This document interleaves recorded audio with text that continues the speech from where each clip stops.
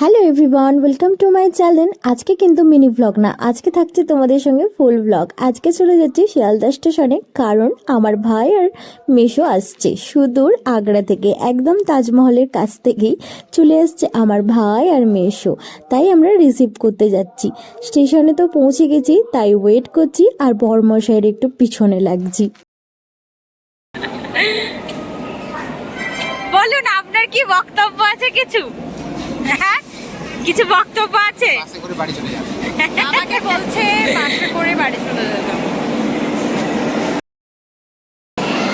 Train প্ল্যাটফর্মে ঢুকে গেছে আর ভাইদের সঙ্গে দেখা হয়ে গেছে।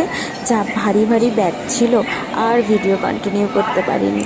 আর বাইরে তারপর যা জ্যাম আর যা গরম, তাই সোজা একদম বাড়ি চলে এসেছি। আর বাড়িতে এসে ব্যাগগুলো খোলা হয়েছে। মাসি তো ব্যাগ ভর্তি একদম খাবার পাঠিয়ে দিয়েছে। একটা ব্যাগে শুধু খাবারে ভরা, যেমন ছিল বিস্কিট, নানান ধরনের বিস্কিট, বাদাম পাটালি, পাপার জন্য আখরোট আর আমন্ড, তারপর অনেক ধরনের ডাল, হ্যানা তানা, মানে যা পেরেছে সব একটা ব্যাগের মধ্যে ভরে দিয়েছে।